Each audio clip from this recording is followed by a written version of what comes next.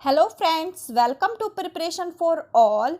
अब देखिए, जो भी स्टूडेंट कॉम्पिटेटिव एग्ज़ाम की प्रिपरेशन कर रहा होगा उसको पता है कि टाइम कितना इम्पोर्टेंट है और अपने टाइम को कैसे मैनेज करें। तो आप अपने हिसाब से मैनेज तो कर सकते हैं। मैं एक बार थोड़ा अंडरस्टैंडिंग आपका क्लियर करना देना चाहती हूँ कि कैसे टाइम को मैनेज कर सकते हैं। तो फिर स्टार्ट करते हैं।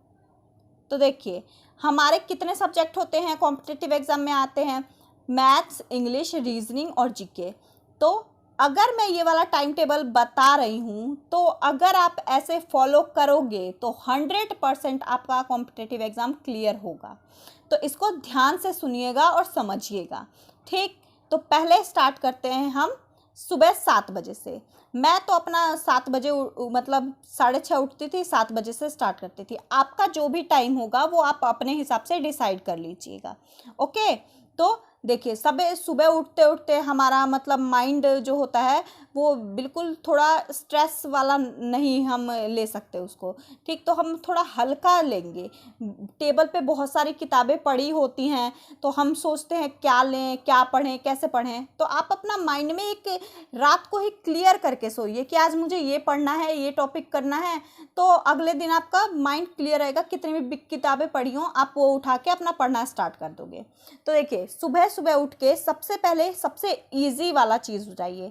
तो ईजी वाला चीज़ क्या होता है? जीके और इंग्लिश। जीके और इंग्लिश क्यों? क्योंकि ये रीडिंग सेक्शन होता है। तो या तो आप इंग्लिश उठाइए या तो आप जीके उठाइए। ठीक, तो इंग्लिश में मैं सबसे पहले इंग्लिश लेती हूँ। तो देखिए, इंग्लिश में क्या है, सबसे पहले वोकैब्स आ जाती हैं। अब वोकैब्स में 3 चीज़ आती हैं। वन वर्ड सब्स्टिट्यूशन होता है, इडियम फ्रेजेस होता है, एडवर्ब होता है, प्रीपोजिशन और एंटोनियम सिनोनिम्स। ये सारी चीज़ें आती हैं। ठीक, तो ये देखिए, अब आप पहले रीडिंग सेक्शन स्टार्ट करेंगे तो पहले आप वोकैब करना स्टार्ट कीजिए। जैसे वन वर्ड सब्स्टिट्यूशन पढ़ लिया 15 मिनट एक पेज इनफ होता है पढ़ने के लिए। एक पेज इडियम फ्रेजेस पढ़ लिया और ध्यान से बिल्कुल कंसंट्रेशन के साथ पढ़ना है। एडवर्ब और प्रीपोजिशन या फिर एंटोनियम सिनोनिम्स 15 मिनट में कर लिया, हमारा 45 मिनट यहाँ पे ख़त्म हो गया। ठीक, बी पार्ट में आता है ग्रामर। अब ग्रामर क्या लगता है? 30 मिनट लगता है एक टॉपिक में। किसी किसी में ज़्यादा लग जाता है, किसी किसी में कम भी लग जाता है, लेकिन मिनिमम 30 घंटे लगता है एक टॉपिक में। ठीक, और अगर 15 चैप्टर हैं तो एक मंथ में कंप्लीट भी हो जाता है। अगर तो टोटल कंप्लीट अगर 2 बार भी आप करके कर रहे हो तो जो बिगिनर्स है उनके लिए बोल रही हूँ मैं। ठीक, तो ये 1 मंथ में कंप्लीट भी हो जाता है। ठीक, और रिपीट आपको फिर रिपीट कर देना है वही। सी पार्ट है रीडिंग सेक्शन। तो रीडिंग सेक्शन में आ जाता है क्लोज टेस्ट, आ जाता है PQRS, आ जाता है।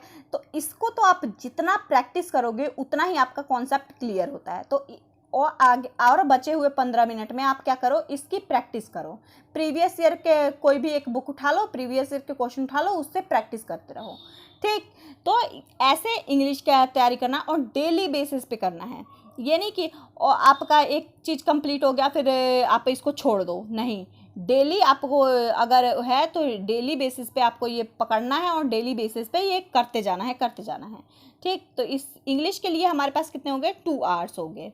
आगे आ जाता है। अब देखिए, हम इंग्लिश रीडिंग कर चुके हैं, थोड़ा माइंड हमारा एक्टिव हो चुका है ना। तो अब थोड़ा राइटिंग वाला सेक्शन उठाते हैं। राइटिंग वाले सेक्शन में क्या हो जाती है? रीजनिंग आ जाती है ना। अब रीजनिंग में अब देखिए, जो बेसिक से है, जिनको कुछ नहीं आता, पहले तो आप एक काम कीजिए। आप अगर प्रिपरेशन की तैयारी स्टार्ट कर रहे हो तो पहले तो रीजनिंग में क्या कीजिए, एक प्रीवियस ईयर का पेपर उठाइए और उसको आराम से अपने माइंड से सॉल्व करने की कोशिश कीजिए। ठीक, जो आपको टॉपिक जैसा समझ आता है वैसा कीजिए, क्योंकि रीजनिंग इतना हार्ड होता नहीं है जितना हवा बना के रख रखा है। ठीक, तो इजी होता है। तो इसलिए आप अपने माइंड से इसको थोड़ा प्रैक्टिस कीजिए, मतलब एक बार करके देखिए। और जौन सा टॉपिक नहीं आता फिर आप यूट्यूब पे से सर्च कर लीजिए और यूट्यूब पे से सर्च करके उस टॉपिक को देख लीजिए। एक तो ये काम कर सकते हैं आप। और दूसरा, और इसमें सिर्फ स्पीड बढ़ाना होता है। तो पहले तो आप सिर्फ पहले 45 या 50 डेज में पहले तो आप सेट प्रैक्टिस कीजिए, 2 सेट प्रैक्टिस कीजिए, 30 मिनट में हो जाएगा कंप्लीट। ठीक, और अगर एक बार आपने ये सेट प्रैक्टिस कर लिया है, फिर दूसरी बार इसको टाइमर लगा के कीजिए, क्योंकि पहली बार तो आप बेसिक से कर रहे होते हैं ना, इसलिए। और अगले 30 मिनट में क्या करना है, जो गलत हुए हैं उनको एनालाइज करके देखना है।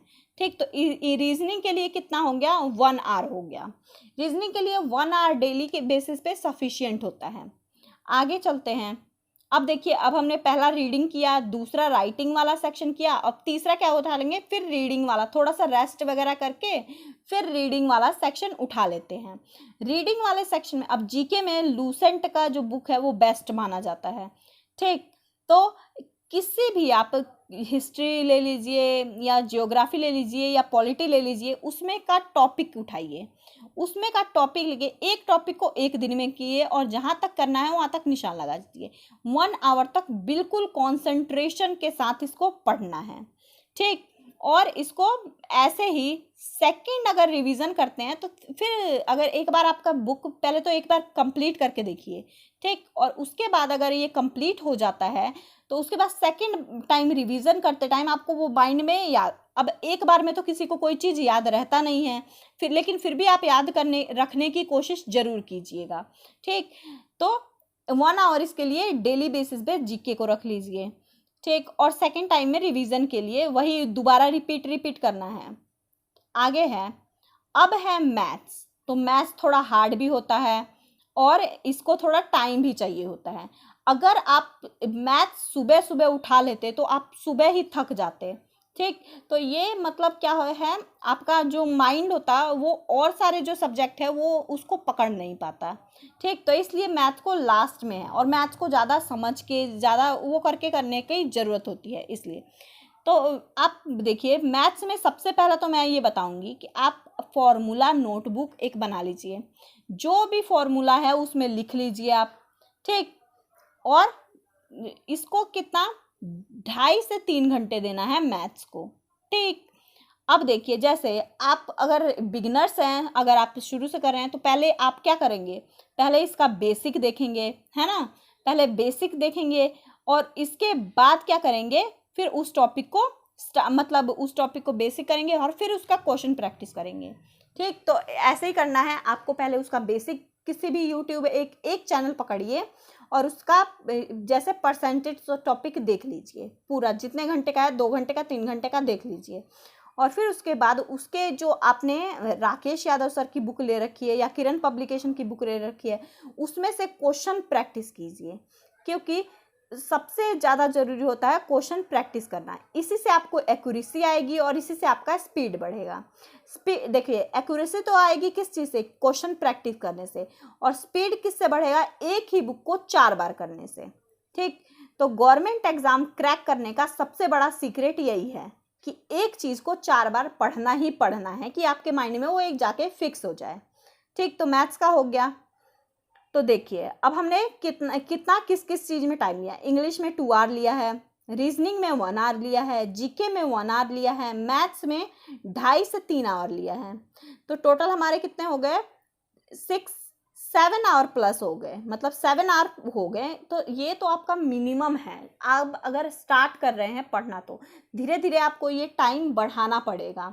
अभी आप स्टार्ट कर रहे हो तो 6 घंटा इनफ होता है पढ़ने के लिए, क्योंकि आपके पास पता है कि अब 1 साल में पेपर है या 6 महीने में पेपर है। तो इसके अगर 1 साल में है तो 6 आवर ठीक है, लेकिन अगर 6 महीने में है तो आपको टाइम को बढ़ाना पड़ेगा।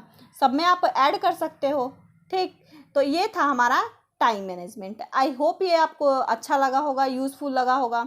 इसको आप अप्लाई कीजिएगा। इसको मतलब आप अपने हिसाब से चेंज कर सकते हो, लेकिन कम्प्लीटली चेंज करने की कोशिश मत कीजिएगा, नहीं तो कंफ्यूज हो जाओगे। ठीक, तो इसलिए आप इस पे एक बार वर्क करके देखिए, रिजल्ट ज़रूर मिलेगा। ओके, ठीक, तो आई होप ये वीडियो आपको यूज़फुल लगा होगा। अगर चैनल पे नए हो तो सब्सक्राइब कर लीजिए और वीडियो को लाइक कीजिए, शेयर कीजिए। Thank you.